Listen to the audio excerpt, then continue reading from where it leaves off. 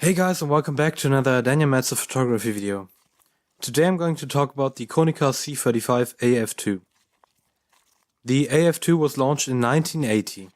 This camera follows the C35 AF, which is the world's first autofocus camera. Summarized, it's a 35mm compact camera with auto exposure and autofocus. Basically, the only things you can do is press the shutter and make the flash pop up, which is a weirdly satisfying feeling. At least in my opinion.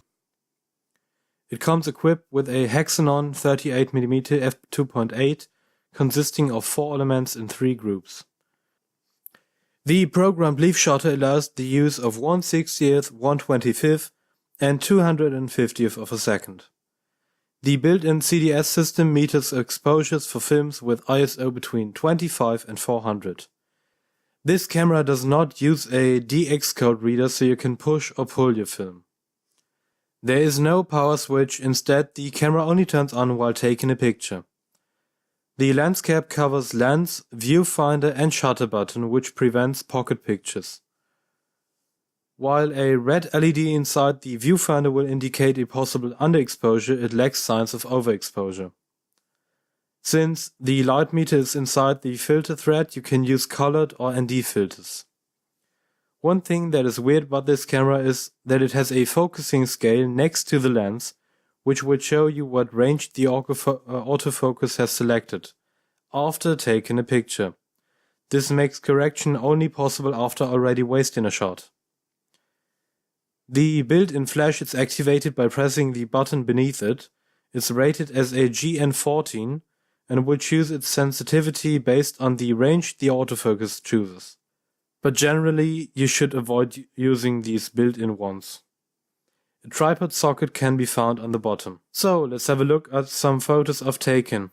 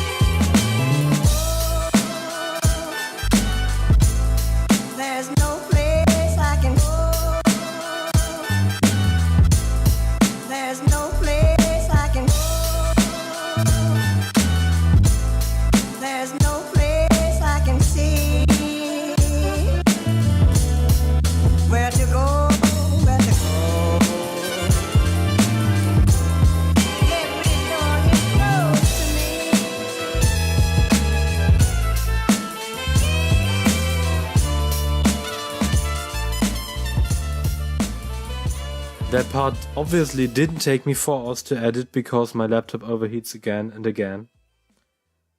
So with my Konica 2 rolls of expired Fuji 200 and the pleasure of not sleeping for the past night, I hit the road. The Phantasialand is a theme park in Germany, by the way. If you're around, you should check it out. It's super awesome. With the Hexanon wide angle lens, you can get a lot into the frame. Chromatic aberrations are truly awful, although a little bit of editing can solve that. For being the first AF camera in the world, autofocus can be really fast, especially in situations with high contrast. You can see it focuses correct even if the subject comes towards you, or like in this case. One thing to keep in mind is that lens and viewfinder are not on the same plane. In this case, I stood behind a fence, and while it didn't obscure my field of view, it did with the lens. Exposure is correct in most cases, although it will sometimes measure for a wider field of view than what you actually want to take a photo of.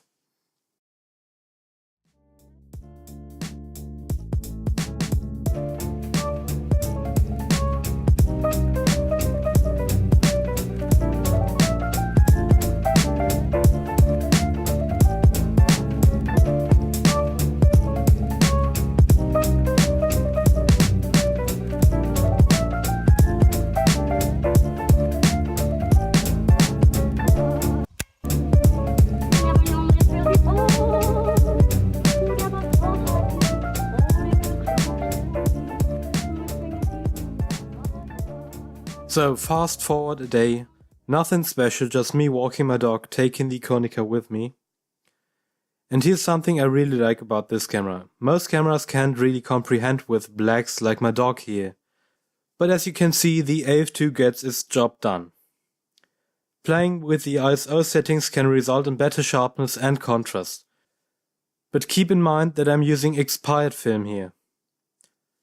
Since I only had a few shots left, I've decided to try again another day, using different film.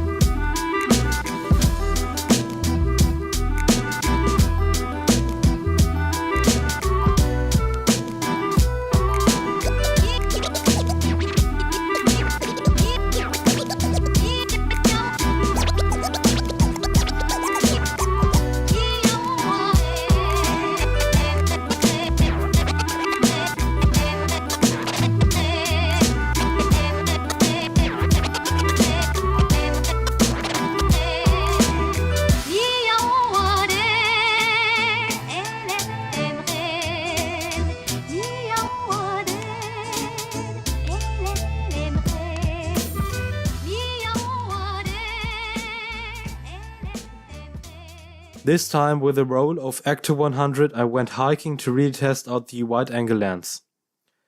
This is definitely not a camera for anyone.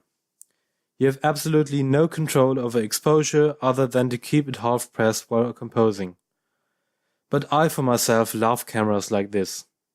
I don't want to think about everything all the time. When I'm out with friends or when I'm hiking, I'd rather take a shot and move on. Or take a small compact camera with me instead of a big bulky one. The sharpness is not great with this one. Being closer to your subject will increase it, but still won't get you any amazing results. If you are pixel peaking. The quality is absolutely fine for standard use. Photos in postcard size, even bigger, will get you amazing results. Or just posting them on apps like Instagram will be just fine. This is a fantastic camera for anyone who does not care for quality too much, and for people who like to experiment.